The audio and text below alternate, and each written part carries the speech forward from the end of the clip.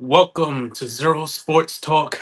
I'm Zero Griffey, and man, it's been a long time since I got to do another live. I was sick for the past week, so I wasn't able to get live, but I've seen so much news in sports that I want to talk about happening in the recent weeks. So let's talk about it. The biggest story of probably 2 weeks ago, but still ongoing right now, is the whole Lakers sale. The Lakers finally sold um, to Mark Walter, sold to Josh Kushner and Bob Iger, and the Buss family, depending on who they are, the siblings, not too happy about it. Jeanie Buss's position as governor looks in jeopardy as the Buss siblings are pretty much getting revenge on her for firing them earlier in her tenure as owner by selling their shares to Bob Iger and Josh Kushner as well, which, in order for Jeannie to remain governor, she needs 15% of the shares uh, in the Lakers to remain in position of governor. Obviously, didn't sit well with Jeannie. Her lawyer came out with a statement, putting pretty much putting everyone on blast, from Jesse and Joey Buss to Shams to like everybody that's been reporting about the whole sale, well, the minority shares being sold. My initial reaction to that is I'm not a big Genie fan, so I'm probably just gonna be like, I don't care, get out. Like, you know what I mean? I don't know what this drama is about. Obviously, outside looking in, it's definitely revenge by her other five siblings, just because they, at this point, they must hate her. They must despise her because she's over here talking about, oh, I'll just buy the shares from my brothers and my sister. They're not going to do that. They're not going to sell it to you. They want to sell it to somebody else. So you have no power. This is directly related to like you firing all your siblings in the first place. You shouldn't have done that. This is like karma catching back up to you. Now you sold the Lakers literally 18 months ago to Mark Walter, and your siblings didn't like that either. And what happened? You just got your way. You sold it anyways. So now that you sold it away and your siblings didn't like it, and now you pretty much got, how do you say, I don't want to say betrayed, but probably backdoored. Like, I don't know. You got it was kind of a snake move by Mark Walter to sell the team again just 18 months later. And this is where karma comes back around. And now your siblings are like, well, you traded it in the first place. So, you know what? Just so you don't have any control, we're going to sell our shares too. And not to you, we're going to sell it to the guys that just bought the majority share in the Lakers. Basically, it's going to be an ongoing fight. The lawyers for Genie can say whatever they want. I'm not a lawyer. I don't know how this is going to turn out. I'm not like a legal analyst or anything like that. But to me, hearing from what other people say, doesn't really seem like she has a case. Like, I don't know what she could possibly like go to court for. It could be something that could drag on and on and on. And if I'm Iger and Kushner, who originally wanted to purchase an expansion team in the NBA in Las Vegas, but I guess the price went up from it was like $7 billion to like $9 billion, and it kept going up. And if you're just gonna pay over $9 billion, plus you got to also pay for a new stadium in Las Vegas, a new arena. Sorry, stadium. I'm thinking of Raiders. A new arena in Las Vegas. That's gonna cost even more money. Why not just buy the Lakers for like 12.5 billion? And if you're Mark Walter, who's dealing with a bunch of a federal investigation right now, why not just sell the team and get some money so you can pay off those loans that I guess were fraud or something like that? Get an extra 2.5 billion. You pay 10 billion for the Lakers and went up in like a year, probably less than a year, to 2.5 billion more. Get that money, figure out your financial situation with the federal government. And if you're Bob Iger and I'm thinking of Jared Kushner, Josh Kushner, I would get rid of Jeannie. Why? What's the point of keeping her? It's like She's already causing drama because of the sale. She obviously doesn't like it. I doubt Iger and Kushner, who didn't put her in that position anyways, wants her in that position. Iger is pretty much going to be the guy that's going to run the team day to day operations, while Kushner's just the money guy. He's just bringing in the money for the purchase and all that. So if Genie's there, Iger really has no role, but he's the majority owner right now. So why would he just want somebody else running the day to day when he can do it himself? Like, it makes no sense. So I see no reason why Genie is fighting this. It seems like a desperate attempt to hang on to the Lakers. She's gonna use the excuse about, oh, it's my father's legacy or something. No, you already sold it. If if the Lakers meant that much to you and your father and all that, you wouldn't have sold it in the first place. You just want like this weird credibility of like, I'm the Lakers owner. You want this status, like, oh, I can go to the Laker games, I can go to the meetings, I can be involved in these NBA talks. Like, there's literally nothing else but like glamour. You're a minority owner even if you keep the shares. Like, you're not in control of much else. And with Iger there, you're gonna be controlling a lot less. So why stay with the team? That makes no sense. Just sell it like your siblings want you to.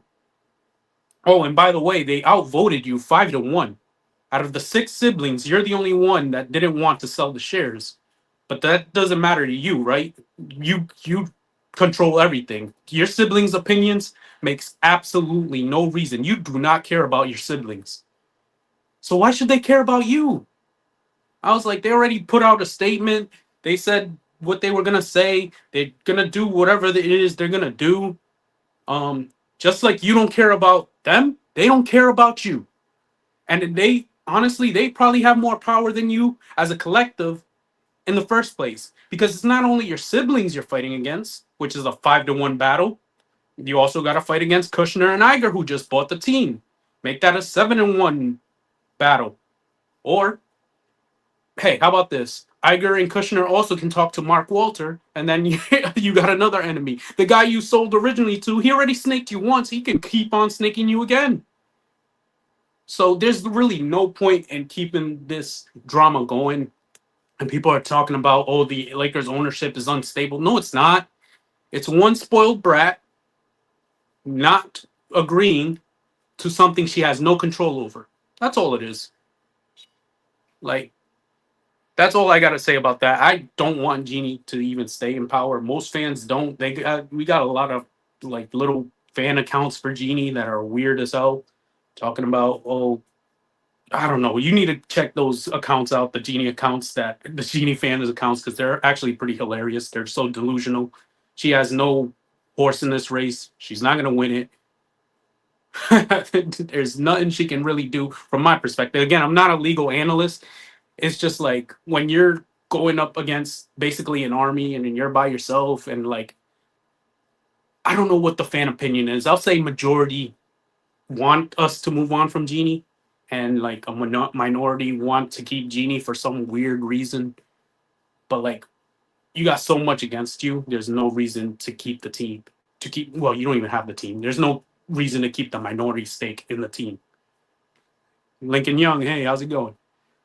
All right, but that's all I wanted to talk about. I actually wanted to talk about that for 2 weeks, but again, I was sick earlier this week, so I couldn't get into it.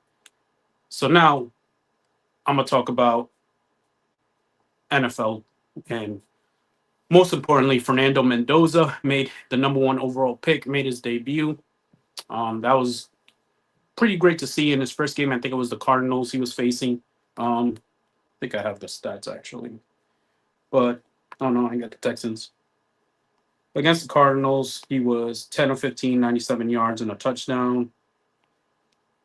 I mean, good. It's kind of what you expect in a vanilla offense versus a vanilla defense versus a backup offense versus a backup defense. Preseason isn't going to tell you much. I wish I could say more, but it's like preseason ain't going to tell you much about what Fernando Mendoza is. But I will say he don't look anything special to me. Like, and I said that months ago before the draft, the NFL draft. I'm like, The only reason Mendoza is going to be the number one pick is because Dante Moore went back to Oregon. Like, because Arch Manning is still in Texas.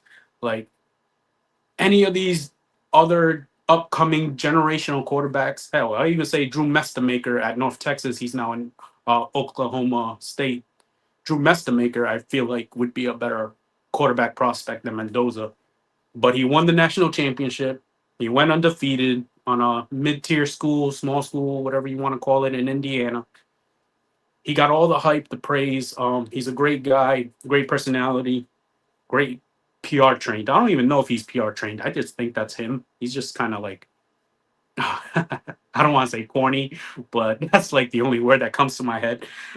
He's kind of like Russell Wilson type of. He went to the Russell Wilson school of PR, basically. So Fernando Mendoza in his second game, not as good against the Texans, where he threw an 86-yard pick six, and he allowed a sack. He had a passer rating of 42. Not a good look in the second game.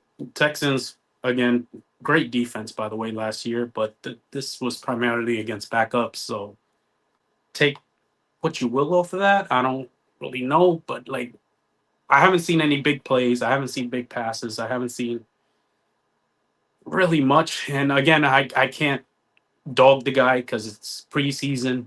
There's vanilla offenses, there's vanilla defenses. I'm a Rams fan. Ty Simpson's probably gonna throw a bunch of check downs and screen passes in the preseason as well, like he did last time. I just don't see anything remarkable from Fernando Mendoza, which is why everyone's talking about will he start week one? I don't think so.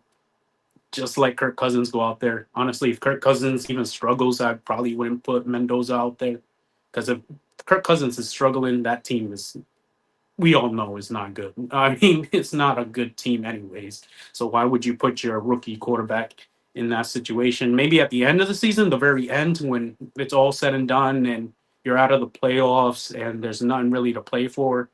Yeah, put Mendoza in, but if like it's first 5 weeks, you start off like 1-4, 2-3, or something like that. I'd still roll with Kirk Cousins. I honestly think, wait, their schedule actually starts pretty easy, doesn't it? Let me see. Because I remember hearing, let's see, Dolphins, Chargers, Saints. Uh, yeah, their schedule actually starts pretty easy. So if you take the Dolphins game, that's probably a win. Chargers, probably an L.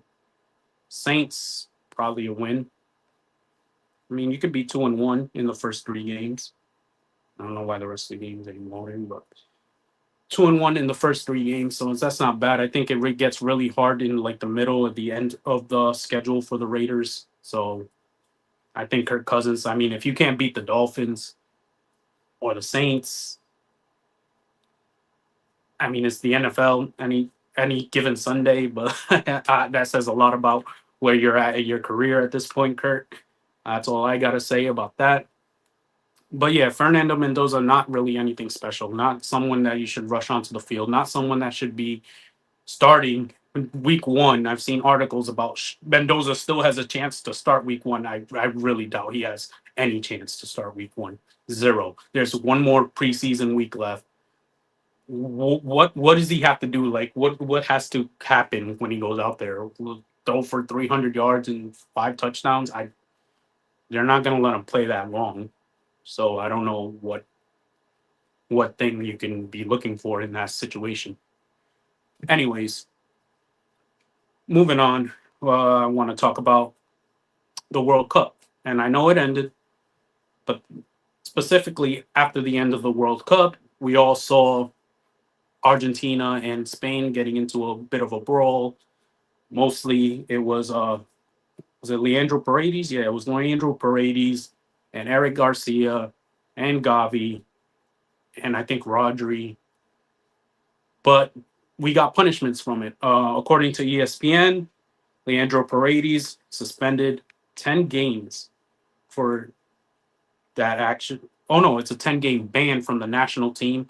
So I thought it was light because I thought they meant his club. They didn't mean his club. They meant specifically the Argentina national team. And a 10-game ban in the national team basically means you're banned for the year. So for a whole year, he's not going to play any games for Argentina, any friendlies, anything like that, any competitions. He's banned. He also got a $90,000 fine. I'm saying this in dollars. I don't know what country he's being fined in, um, but I'm gonna just stick to dollars. Argentina defender Nahuel Molina also got fined $90,000 and also got a 7-game ban. So he's not completely gone for the year, but he pretty much is from Argentina. Thiago Armada just banned for 1 game and a $30,000 fine. He didn't do much. It looked like he just pushed some people and like he wasn't really involved in the brawl, but he did put his hands on some of the Spain players. Now, how the brawl happened, I got to be honest. I'm a Spain fan, and I understand emotions run high when you lose. I completely understand it. I'm not mad at like some of the players if they like really want to let out frustration. Obviously, fighting the other team, the winning team, isn't the way to do it. But Gavi, man, Gavi, I'm a Barcelona fan. Gavi can be like an instigator. He can be annoying. He's like a little rat. You he can really get under your skin. If you lose a game, you hate to lose it to like Gavi. So I understand him probably saying something. Obviously, we couldn't get the audio of what was said. Um, but I could see a world where he said something that really ticked off Paredes. Originally, I think his problem was with Rodri, and Rodri said something about the Argentinian team, about them getting help from the refs or something like that. I never seen Rodri say something like that, so I don't know where Paredes got that from. I looked up even before the screen what he was talking about. I still couldn't find it. Like I don't know, maybe it was like a locker room talk or something, and he overheard it in the locker room or something like that. But for some reason, his main problem was with Rodri. Eric Garcia came into it, and Gavi came into it. Gavi's the one that you guys all saw get thrown to the ground and completely manhandled by Paredes. So yeah, he's a little. I can understand him with his personality, him being annoying and getting into someone's face. It didn't really look like he was getting in his face to rub the wind in his face, but I can see maybe he said something like, I feel like I'm defending Argentina for some reason. I kind of am, but like, I'm just saying, I know how some players act when they win, and I know how some players act when they lose. Um, yeah, it's not, especially something as big as the World Cup. You're not going to get a rematch. You're not going to get another chance for 4 more years. So good luck with that. But yeah, Gavi got punished. He got thrown to the ground, and then Paredes got punished. He got a 10 game ban. He's not going to play for Argentina anytime soon. Probably not till 2028, I believe. Yeah, 2028. He won't be playing for Argentina until like 2028. But other than that, let's talk some baseball. I'm going through like every sport right now. So a lot of MLB news came out. Giancarlo Stanton, I guess, heard re-aggravated, or I think it actually was like a separate injury to his ankle, and he will be out pretty much for the year. Oh, well, no, it was his calf. So he hurt his right calf, so he strained his left calf now. So Giancarlo Stanton, Aaron Boone pretty much said he's out for the year. So the Yankees lose a bat, but they do get some good news as Cody Bellinger says he's ready to go and he's looking to return tomorrow on Sunday for the Yankees. So you got kind of your good and your bad there for the Yankees. Mariners, they promote Cade Anderson, one of their prospects, a pitcher. I don't know what's going on with the Mariners. I really expected them to be a better team than they are. I think they only had 1 month where they were above 500. And then the rest of the year they've just been bad. But crazy enough, as bad as the Mariners are, they're still in the wild card race and they're still in the race for their division. I think they're like 4 games back of their division and like 3 games back of the wild card, which is insane. Well, that was the last time I checked. I could be wrong, but that was the last time I checked. The Mariners have been bad this season. Kyle Raleigh has been absolute dog water, and they're still in the playoff race. The AL get rid of it. The AL is absolute trash. Like, I don't know how that works, but whatever. And now Ketel Marte for the Diamondbacks went missing for some reason.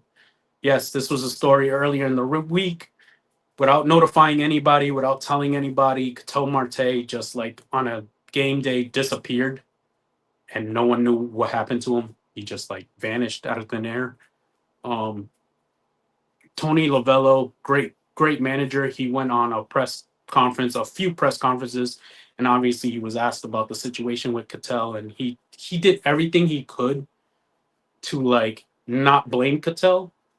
Like, he's such a good manager. He tried so hard not to blame him, but you can kind of see he was getting pissed off as well because Cattell wasn't talking to nobody. Now there was a story he was out at a casino while the Diamondbacks were playing a game or something like that. Um, I don't think that's why he missed the game. Another reason they said something about his possibly his knee getting hurt and something like that, but the MLB put him on the restricted list, not the injured list. So if you're on the injured list, you still get paid because you're injured. If you're on the restricted list, you don't get paid at all. That means you're pretty much suspended with no pay. So if it's an injury, why would he be on the restricted list? So obviously, it's something that wasn't communicated between him and the team because again, no one knew where he went. Apparently, he went to outside doctors. That's what a lot of people heard. He went to outside doctors. Maybe he doesn't trust their team doctors. Maybe he didn't feel like playing on that leg, and they told him, "Oh, it's fine to play," and he really didn't want to play on that leg. So he just like ghosted them and left and got treatment from another specialist or something like that. I I don't know. I mean, that knee situation story seems the most believable, but again, if you're injured, you would be put on the injured list or like at least benched. I don't know. I guess I don't know if they forced him to play. Like maybe he got into a fight with the manager. Not a lot of this story has come out. That's why I'm just speculating, but maybe he just got forced to like play and he didn't want to do that. So he just left the team without telling anybody and just went to see a doctor. I don't know. We'll talk more about it when more of the story came out, but that's just a weird story that happened this week that I wanted to bring up. And finally, the NBA. Oh man, massive three-team deal. Peyton Watson goes to the Cavs. Max Strus goes to the Clippers. The Nuggets get draft picks, and Nuggets fans are pissed. um, I don't know if the Nuggets are trying to like keep Nikola Jokic, but this isn't the way. That Nuggets roster is terrible. And to make a bad defensive team worse, they signed DeMar DeRozan to a 1 year vet minimum deal. For what? I don't know. I really don't. You got Jamal Murray, Christian Braun, uh, Anthony Gordon that basically has one knee. Aaron Gordon. I said Anthony Gordon. Thinking of Barcelona. Aaron Gordon basically has one knee. Nikola Jokic and DeRozan is that your starters? Like that's no Cam Johnson probably starting over DeRozan. But even off the bench, that is a terrible defensive team. And what did Jaden McDaniels say last year that got Denver eliminated? It's like, oh, they're all bad defenders. Just go after all. He name dropped everyone one by one, and it was so hilarious because he was like, yeah, all these guys that defend on the Nuggets, dog water, complete dog water. They can't hold, they can't do anything. They can't guard me. We don't have Ant. We're still gonna beat them. Ayu Dosunmu is gonna have a career high. They ain't nothing. My grandma can take them in a one-on-one. It doesn't matter. Jaden McDaniels went off on them. Like, and what did they do to improve the team? Absolutely nothing. And then just traded away probably their best defender to the Cavs. Jokic's contract's up in 2027. Uh, I know Jokic is a loyal guy. He says all the right things in front of the media, but how many times have we seen someone say the right things in front of the media and then completely lie? Kyrie Irving in Boston saying, "Oh, I'll re-sign with the Celtics if y'all want me." That didn't happen.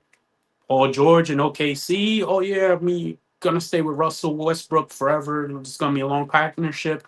A year later, he's asking for a trade to the Clippers with Kawhi.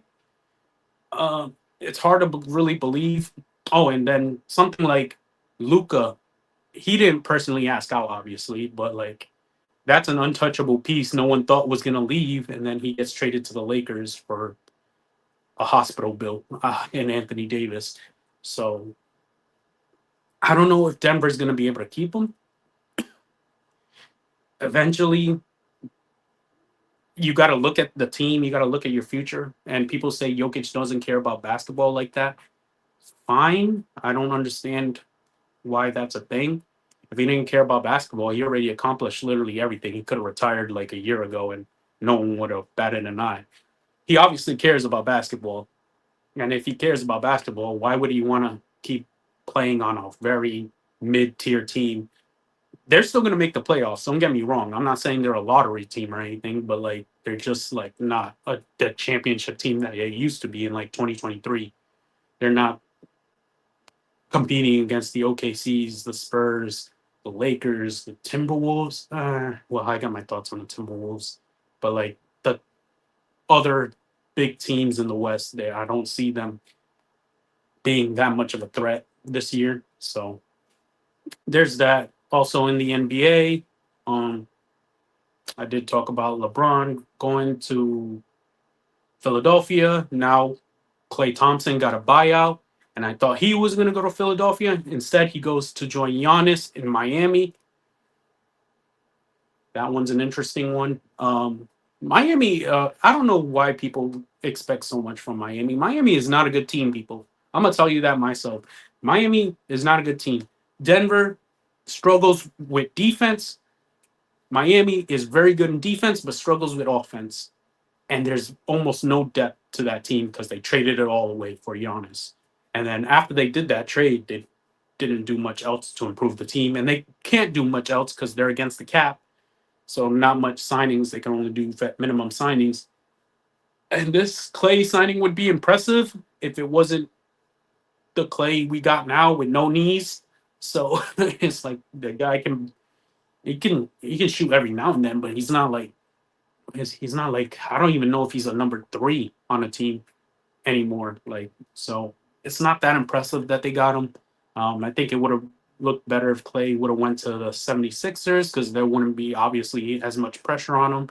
But with a team that lacks Steph, it's basically Giannis, Bam, Andrew Wiggins, and then Clay maybe as a fourth option. Miami's not that impressive to me. Defensively, they should be amazing. Um, we'll see if Giannis stays healthy. I don't see that personally because he's as you get older, you don't get healthier. Knock on wood. I don't want to say wish injuries on anyone. I'm just saying that's how it's been looking the last few years with him. So, anyways, that's all I wanted to talk about. Weekly recap. In the comments, if you're watching, let me know if there's stuff you guys want to talk about in sports. I'll cover it. And other than that, make sure to tune into the other R2L shows on the network. We got the main R2L show with Tomo and Carl. Uh, we got baseball with Teddy, who covers nothing but baseball. I only cover certain topics on baseball. He covers everything. So shout out to Teddy. Go watch him. Unfazed with Joe and AJ. It's an NFL NBA debate show. So if you like Undisputed, if you like First Take, go check them out. They're great. In the red corner with Ty, Ricky, and Tomo. Nothing but boxing, MMA, things like that. The biggest fights of the year. They're going to cover it. Go check them out. Dave's Doghouse. Shout out to Dave, my producer. Lowlights and highlights of sports. Does a great job covering the sports in general of the week and the highlights and the lowlights. Um, who's good, who's bad, who's needs to step up. Go watch him. He covers all that. Football with Coach Combs. Fantasy football's around the corner. Fantasy drafts. I know everyone getting their fantasy drafts. Fantasy advice. Go check out Football with Coach Combs. He does a great job. Hit him up. He also covers NFL topics. So if you want to watch anything NFL related, go check out Coach Combs. And Carl Talking College, NCAA football and basketball. Both are actually coming up. Time flies, man. 2026 is almost over, and we got the fall with football is going to be first, college football, and then college basketball right after, like a month later. So go check out Carl. He covers all the college sports that are coming up. March Madness is always big, so you can also check him out and covering March Madness. Right now, he's doing previews of every conference. I believe he's going to preview the Group of Five conference tomorrow. Go check out that episode. And Real Ballers Only with Vaughn, nothing but NBA talk. So if you're an NBA fan, go check him out. And that's all from me. See you guys later. Peace.